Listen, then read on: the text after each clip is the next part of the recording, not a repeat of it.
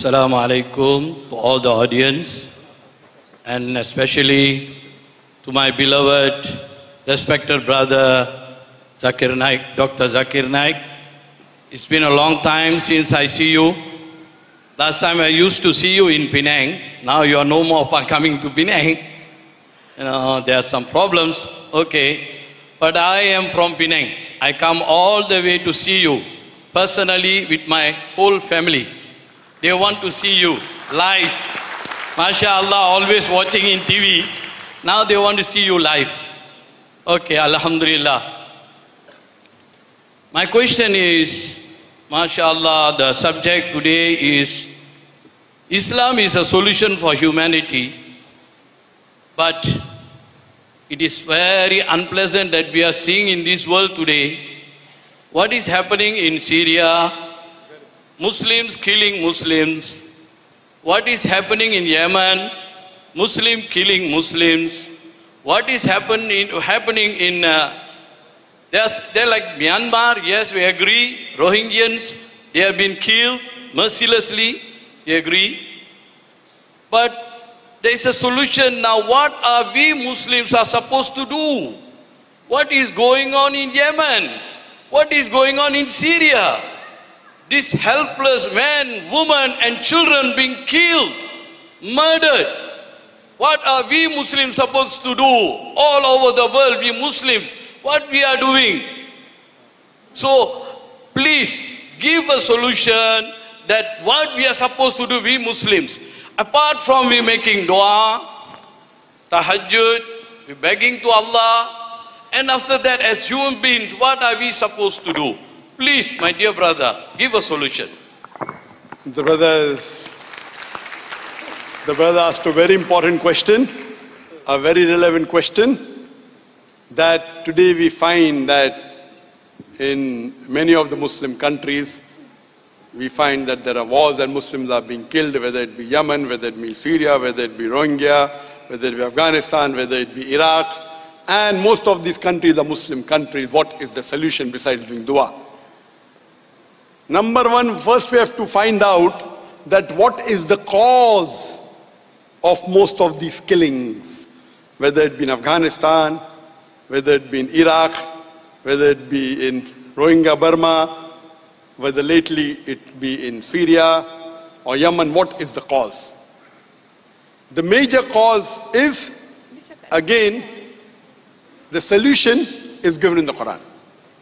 The cause is that we find that the enemies of Islam, my main focus of my talk today was that how the enemies of Islam are trying to malign Islam, and how the enemies of Islam are justifying to attack the Muslim countries.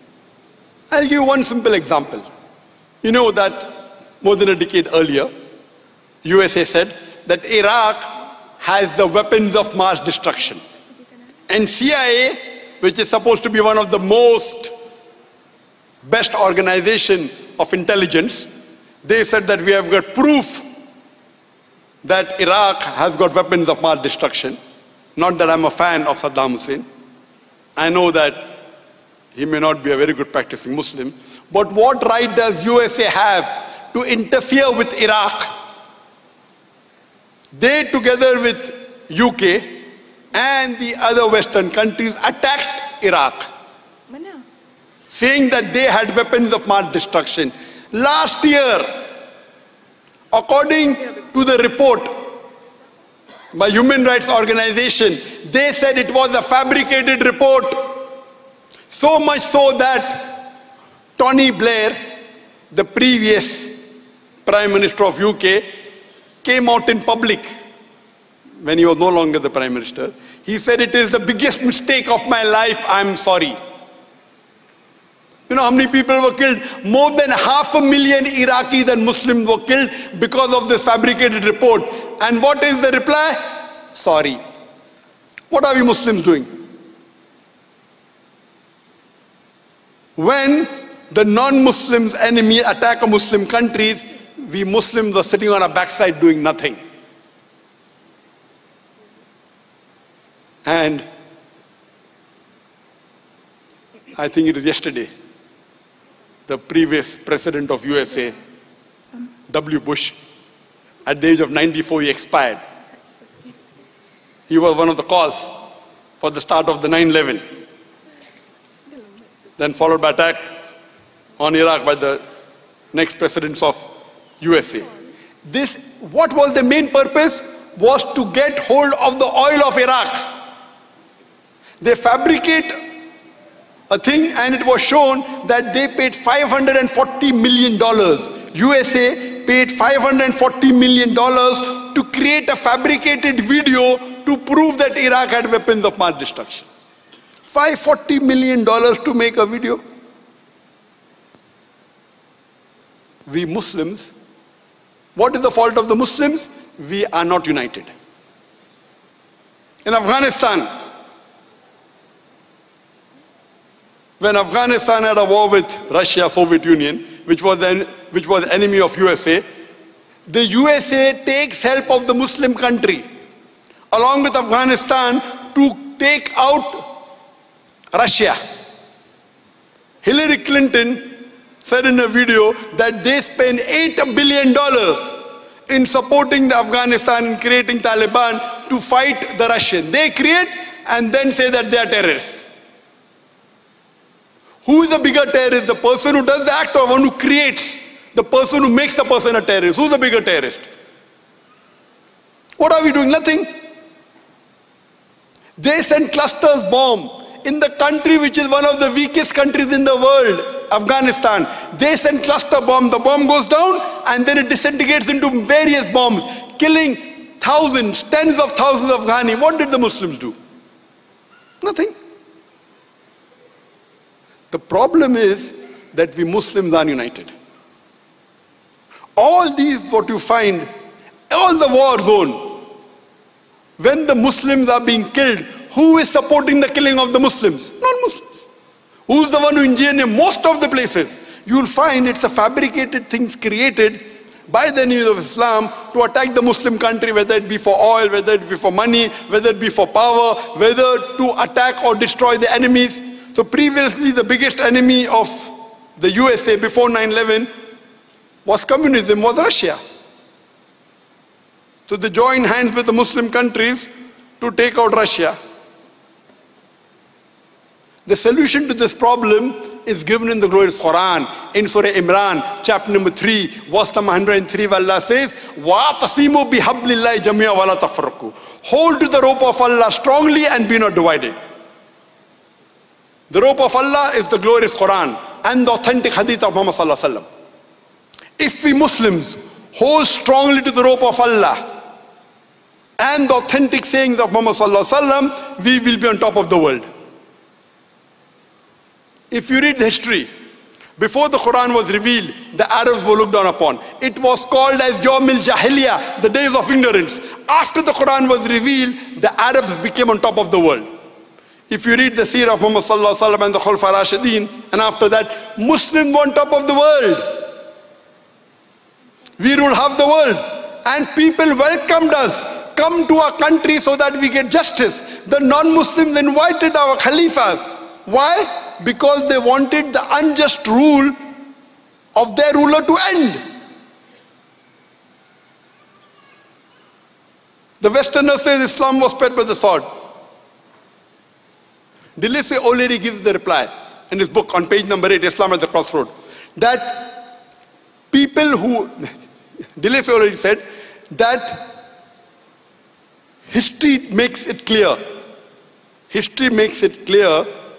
that the myth that Islam was spread by the sword is the most absurd, fantastic myth that the historians have ever repeated. It's a myth.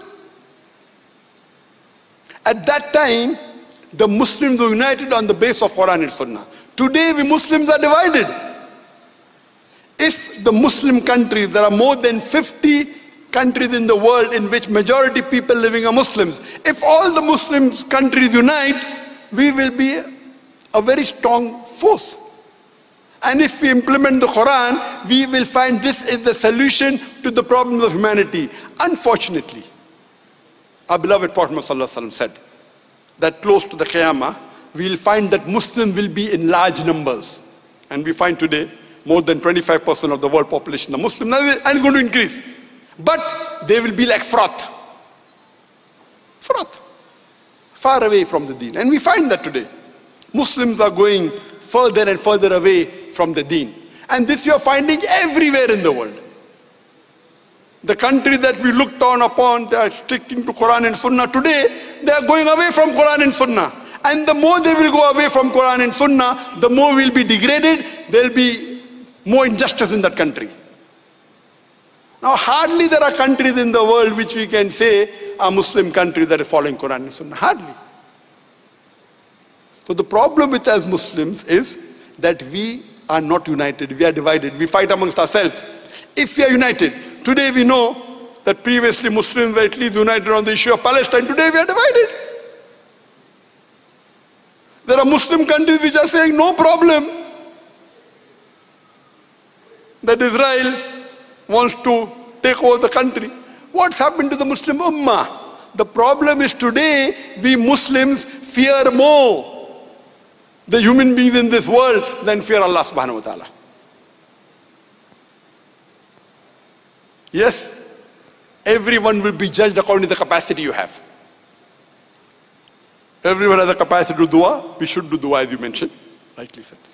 But if someone has the capacity to speak, and if he does not speak, Allah will take over his power of speech. If someone has the capacity to fight and he doesn't fight, Allah will take over his power. You know, today the Muslims, at the time of Muhammad sallallahu alaihi wasallam, the Muslims were poor. What Prophet Muhammad sallallahu alaihi wasallam left behind was the Sahaba, was the Khulafa Rashidin. Today, we Muslims are the richest in the world. We have the black gold, we have the oil, we have the petrol. What are we? Nothing. We have been used as doormats. Wealth is not required for us to follow Quran and Sunnah. And our beloved Prophet Muhammad sallallahu alaihi wasallam said, I will not fear for my own ummah poverty as much I will fear the richness and the wealth. Today the problem in us is because we are wealthy, we have forgotten Allah subhanahu wa ta'ala. Those Muslim countries which have the wealth, those Muslim countries which have the wealth which they can use in the way of Allah subhanahu wa ta'ala, they are using it in the wrong way. I don't have to give example, the world knows about it. They are using it to bribe the other people, not for the deen. Allah doesn't require us. You and me, the rubbish that we are, Allah does not require us to make his deen prevail. Allah is very clear. And Allah says in the Quran in no less than 3 different places. In Surah Tawbah, chapter number 9, verse number 33. In Surah Fatah, chapter number 48, verse number 29. And Surah Saf, chapter number 61, verse number 9, Allah says, هُوَ الَّذِي أَرْسَلَ رَسُولَهُ بِالْهُدَى وَالدِّينِ الْحَقِّ لِيُظْهِرَهُ عَلَى الدِّينِ كُلِّهِ. That Allah sent his messenger with guidance and the religion of truth so that it will prevail over all the other religions, all the isms. And Allah says, وَقَفَى بِاللَّهِ شَيْدًا. And enough is Allah as a witness once. And Allah says twice, how much the mushrikeen don't like it. Allah has given a promise that this deen of Islam will prevail over all the other religions, with or without us. Allah does not require you and me, the rubbish that we are. His deen, Allah is sufficient, will make it prevail. Allah is giving us an opportunity to do a prophet job and to earn a prophet's reward. Allah is giving us the opportunity to make hay while the sun is shining. And wallahi, we Muslims are going away and away from Allah and His Rasul. The only solution is we go back to Allah and His Rasul, go back to the Quran and the Sahih Hadith, and inshallah you'll find that there will be peace. And the Hadith of Muhammad sallallahu alaihi wasallam said that before the world ends, Muslims will rule the full world for 7 years. And that would be the best years. And we pray to Allah subhanahu wa ta'ala. We don't know when that will come. We pray that may Allah make us live to see those years. So the solution is the Muslims should be united on the basis of Quran and the Sahih Hadith. Hope that answers the question.